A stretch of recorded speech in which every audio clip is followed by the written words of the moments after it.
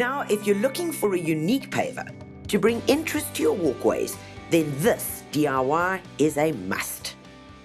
Today we're going to show you how to make beautiful cement pavers, but with leaf inlay.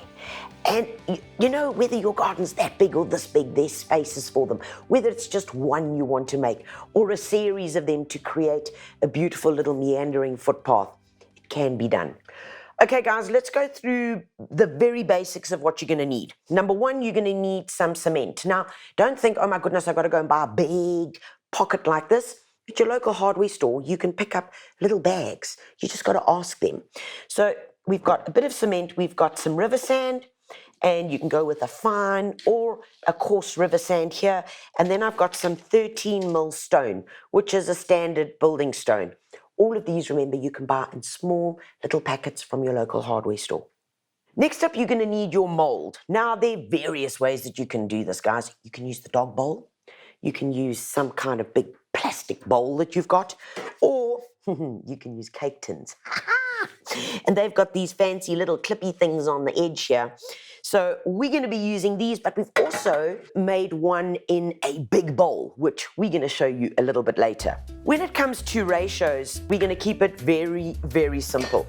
So in a bucket, all I'm going to be doing is, and listen up carefully, this is the ratio. It is 1 part cement to 2 parts sand to 2 parts stone. Okay, this is my measuring volume. If you chose to use a big bucket as your measuring volume, it's the same. It would be 1 cement, 2 river sand, 2 stone. And this all depends on how many you want to make.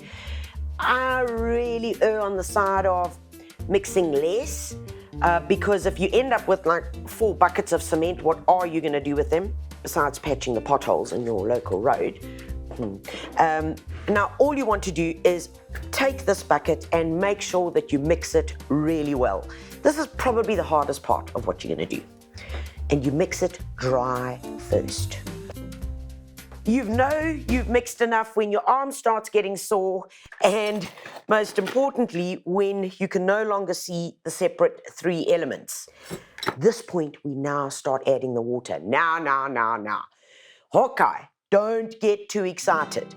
I want you to add little bits at a time.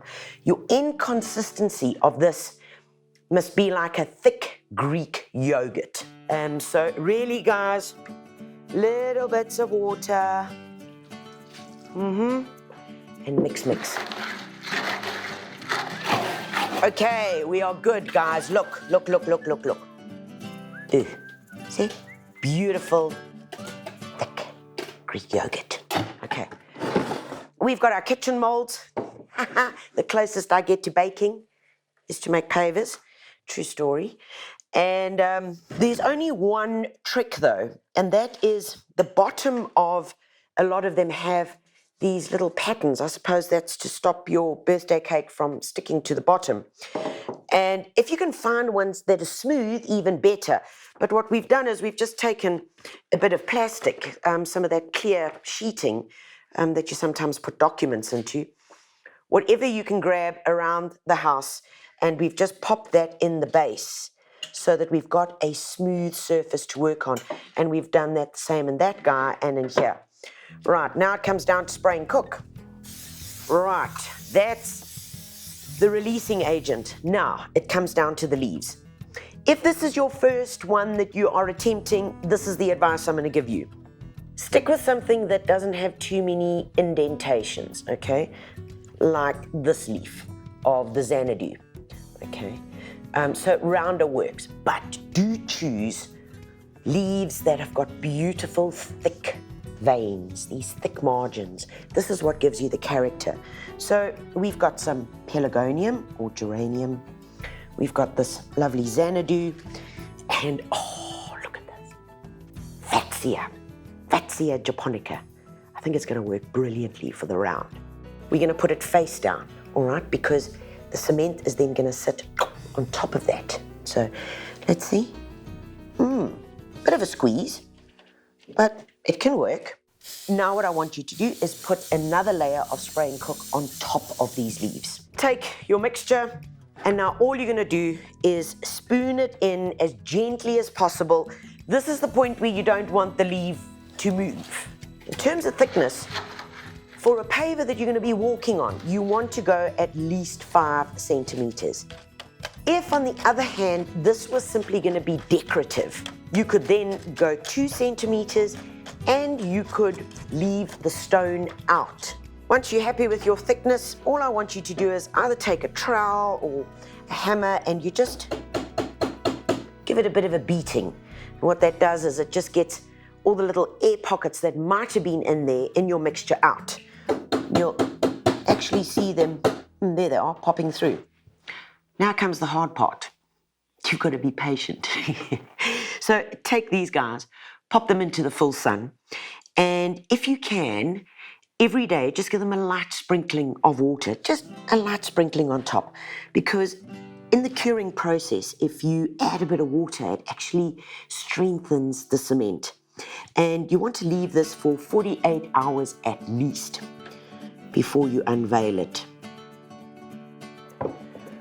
All right, guys, so this is our big kahuna that was made a few weeks ago.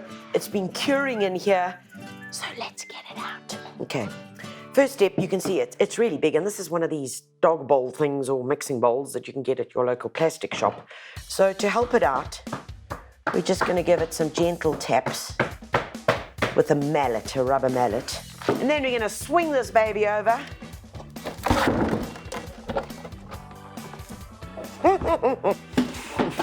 Oh my word. How gorgeous is this?